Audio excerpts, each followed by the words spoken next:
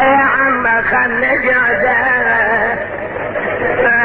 ما بيني وبينك نسند بالكالي فوق عيني يا وليش دايم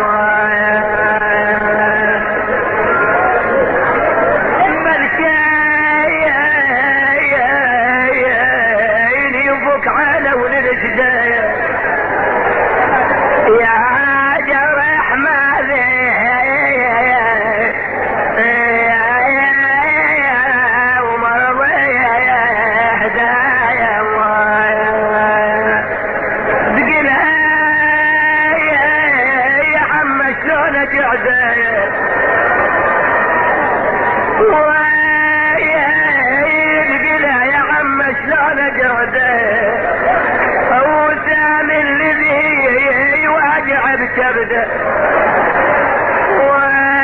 ويلي اثاري الخرج ضار تحدي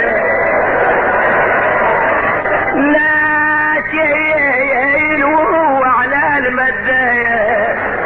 لخبره علينا الشعر وسديه نادت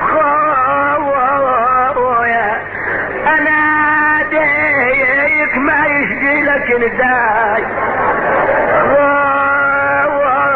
يا ولا تسمع تعبي والاخوات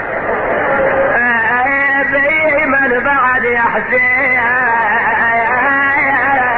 ما يا الوايات يا انا ظل القطع والقطع رجوات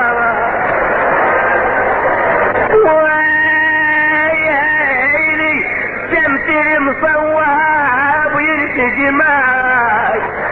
يا خويا والماي وين ابو اليسعداي خويا بداي يا ارمان اختك غليت وياك بداي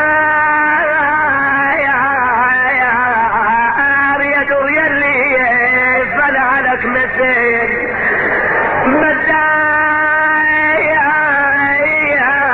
عذبني انا باخوها اليوم بداير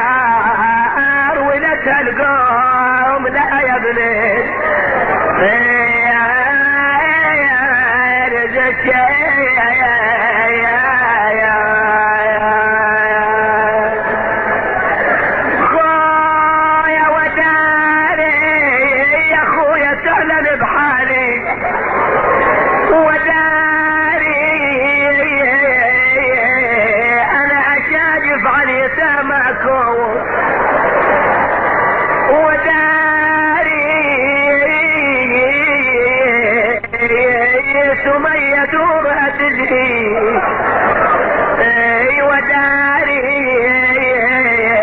عقبكم يا اخوتي ظليت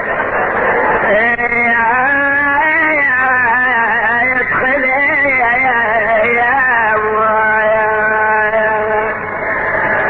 يا خويا وانا صيح وحقايق ما شفت راحم وانا صيح خويا زجر كل ساعة يزجرني وانا صيح لو انحاضر يا ابو الشيمة وانا صيح خويا بس ما جسر واحد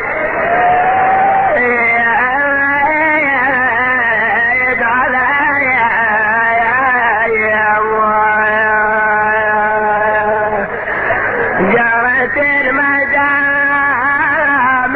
يوم الشم شمرة عن ساعدة وما تنزل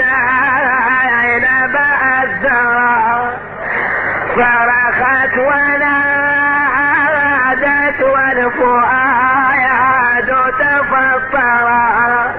انعم جوابا يا حسين وما ترى شمر الخنا بالسوط آية لمع ضلوعي أرضيت يعلوني سيايا طوبن الخنا وأنا العزيزة قد عضايا الربي الظنا قل لي فديتك ليس عايا جلل الفنا فأجابها من فوق شايقة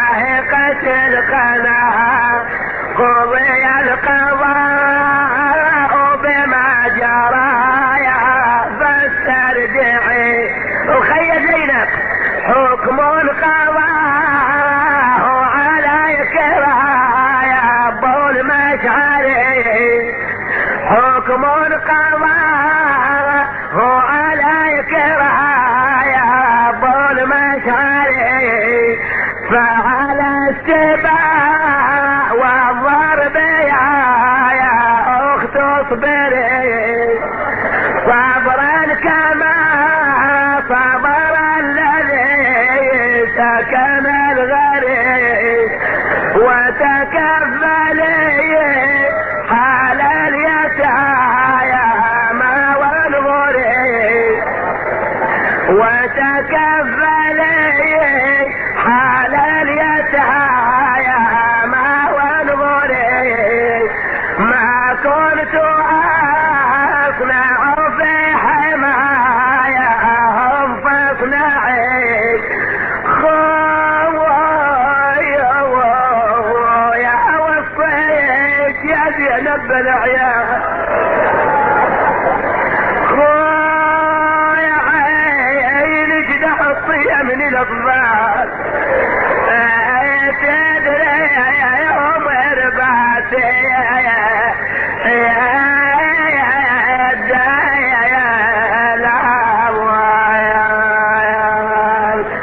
ومن الشميس يرد لهم ظلال لا يا خويا انا بعيني لباري لك عيالك يا خويا بروحي لا سجد لك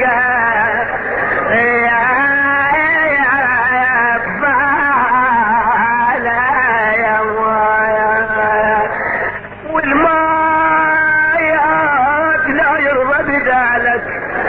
يا خويا نحن تركنا في ذلك إلهنا نسألك وندعوك ونتوسل إليك بأحب الخلق إليك محمد وآله أن تقضي حوائجنا للدنيا والآخرة.